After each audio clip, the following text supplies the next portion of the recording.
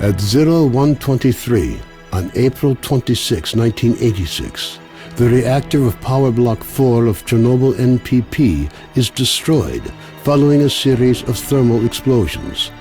The resulting radioactive cloud moves across the European part of the USSR, Eastern Europe, and Scandinavia, eventually reaching America.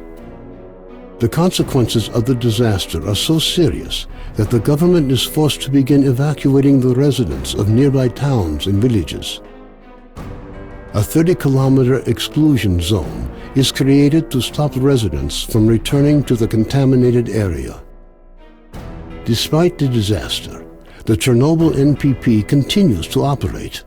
The existence of a power station, as well as the fact that the area is no longer inhabited, leads the Council of Ministers of the USSR to set up a network of secret laboratories in the exclusion zone. June 11, 2006. The exclusion zone lights up with a flash of blinding light as clouds can be seen evaporating in the sky. After a moment of complete silence, a peal of thunder shakes the ground.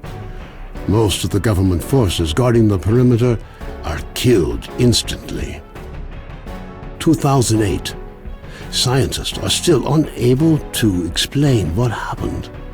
Rare expeditions into the zone usually end in tragedy, with survivors telling stories of mutated animals with incredible abilities roaming the area.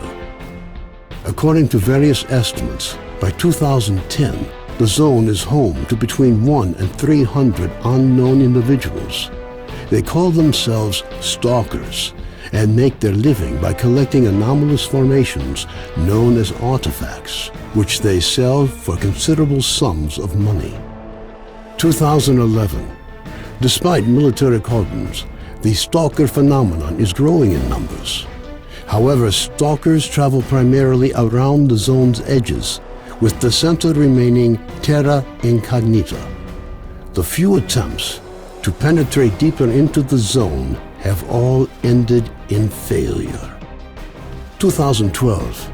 A stalker called Straylock solves the secret of the Brain Scorcher, a man-made emitter that had blocked the way to the center of the zone for years. After the Brain Scorcher is disabled, all stalkers rush for the center of the zone. Some in hopes of finding a treasure trove of artifacts, others in search of the Wish Granter. The government decides to launch a large-scale military operation. Operation Fairway, as it came to be known, involves using maps of anomaly fields to maneuver helicopters to the CNPP. Despite meticulous preparation, the operation is a failure, and none of the helicopters return from the mission. Major Dektyrev, a USS special agent, is sent into the zone to investigate the disappearance of the helicopters.